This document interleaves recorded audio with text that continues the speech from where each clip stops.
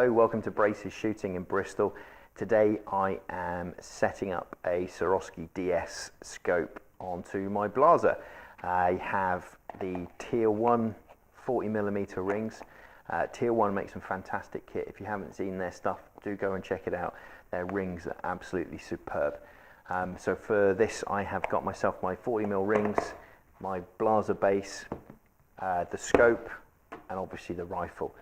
So I've already done videos on how to set up Blaser rings and how to set up the mounts. So if you want to check that out, please do. I'll put a link in the description below. I'm going to skip a couple of steps. I'm going to get the mounts and everything on the scope ready. The nice thing with the Tier 1 rings is they come with all the bits that you need. So, and it also tells you what you need to tighten them up to. So the base needs to be tightened up to 4 Newton meters. So I'll just change my torque wrench.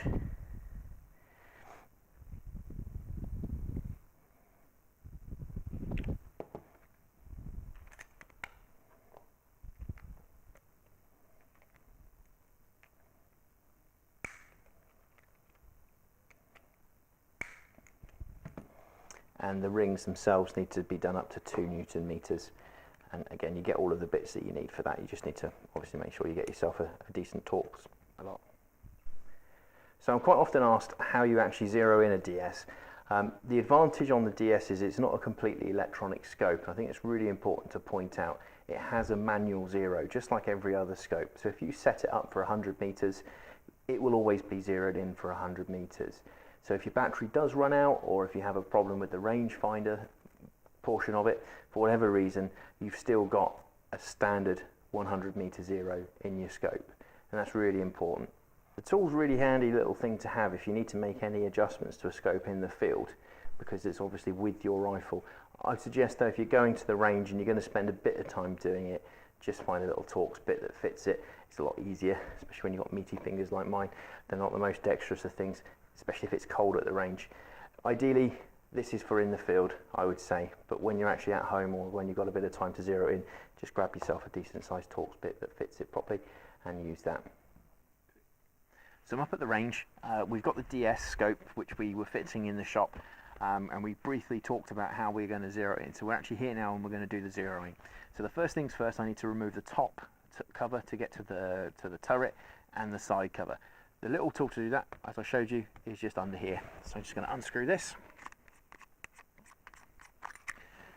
Put that to one side. There's the tool for making the adjustments.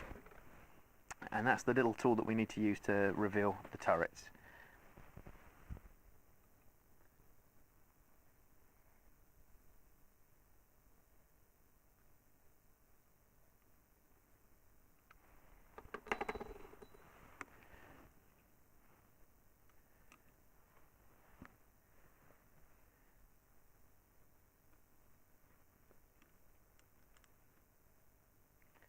It's about -2 up here today, so my fingers aren't as warm as they could be. So now that we've taken the covers off, I'm going to leave the tools out, but I'm going to put the top back on because it just stops the battery from bouncing out with the recoil on the rifle. So I've already bore sighted the rifle in before we came out. The turrets are quite straightforward. One click will adjust me point of impact by centimetre at 100 meters, and so this one will obviously do up and down, and this does left and right. I've got a target down the bottom there, that's 100 meters away, so we're already bore sighted, so I'm hoping we're going to be on paper. I'm just going to put one down the range at the center of the target.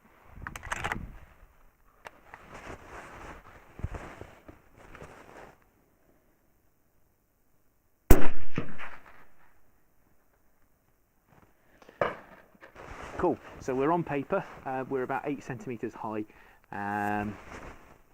It looks to me about the same off to the right hand side, so it's quite a simple adjustment. I'm going to dial it down 8 centimeters and come across left 8 centimeters, and we're going to shoot it again. So to make those adjustments, it's quite simple. We grab the little tool, we pop it onto the turret, and we click it 8 down. 8 down is anti-clockwise. 1, 2, 3, 4, 5, 6, 7, 8, and that's the elevation corrected.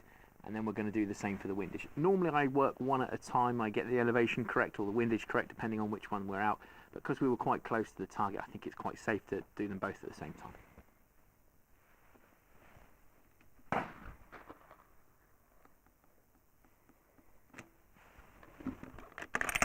So we've made the adjustments, now we're going to check those.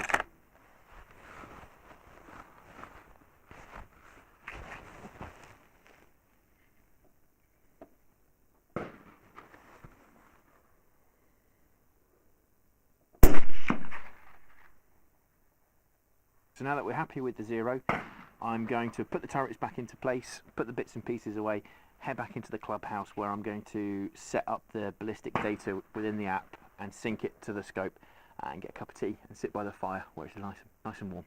So to put the scope caps back on, exactly the same, we just reverse the process, cover slots on the top like so, and we get the little tool and we just do it back up.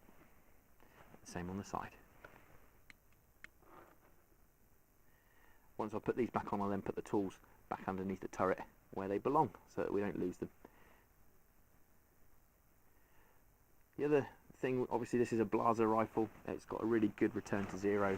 I can take the scope off to do these sort of jobs. It makes it a lot easier, and I know that when I put it back on, it'll be exactly where it's supposed to be without fail. I do really like the system. The SWAROVSKI 404 is also very, very good for the same thing, being able to have that faith in your mounts that you can take them on and off and the scope does return to 0. I think it's really important.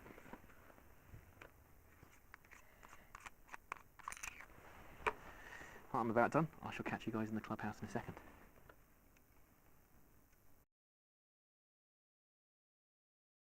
So back in the clubhouse, warming up now. It's very cold outside today. I've got my phone with the app installed and I've got the scope ready to sync up with the app. So what I'm going to do, I'm going to talk through the app and we're going to record it as we go. You should see the little recording down in the bottom of the screen of what I'm going to be doing on the phone if everything's gone to plan. So first of all, what we need to do is make sure that we've downloaded the correct program from the store, whether that's the App Store or whatever it is that your phone uses. Mine's an Apple phone, so I use the Apple iStore or whatever it's called. The app that we're looking for is called the DS Configurator, and you can see that hopefully on the screen now. Launch the app. First of all, you're going to get presented with 4 screens of how to set it all up. It's all fairly simple. Once you've gone through that, all we then need to do is make sure that we turn the scope on so that the Bluetooth will pair with our phone. And to do that, we push and hold the plus and minus buttons for 3 seconds. And what you will soon see is a green flashing light on the top of the scope just there. Once that's done, that means that the scope is now looking for our phones to sync it up with. What we then need to do is touch on the find the rifle scope option, and they're going to start syncing. And there you go, fairly quickly we can see the DS scope that I would like to set my rifle up with. We click on that, and then we click on save. And then we pair the devices together. Synchronization is all being done. We click on OK, and that's it. Fairly straightforward. From this screen, we now need to put in the actual information of what we're doing. So we're going to set this up for, it's a 308, and I'm using RWS Evo Greens. So we need to set up the ammunition correctly on the phone. So manufacturer, we need to change, and we need to change the cartridge and the bullet weight. So to do that, we click on the edit button. 5 centimeters above the bore is what it is set up for. We just change the manufacturer to RWS.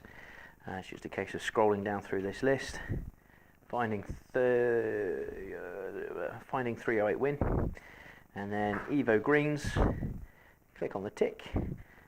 We are at 100 meters range, and the conditions, it's really important to check.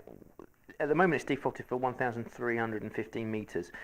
That's above sea level. Now we're not that here, we're actually 70 meters above sea level. So just make sure you change that to where you are. So I'll show you how to check your sea level in a minute. It's quite straightforward. You can do it on Google, just how high am I above sea level, and it actually works it out based on your location. But we're 70 meters, and that becomes quite important later on. Once all of that is on there, we then just scroll down all these settings you can play with at a later date, but they're all about the display times and the wind strength and things like that. But what we really now need to do is just transfer the information up to our scope. To do that, we click on transfer now, and now it's synchronizing with our scope. Job's done. That has now sent the information of the ballistic data that we've set up, RWS Evo greens with our 100 meter zero to the scope, so that now when we do any range finding, it's going to compensate and work it all out for us. Couldn't be much more simple, really. Very straightforward. Really good piece of kit. I like it. I like it a lot.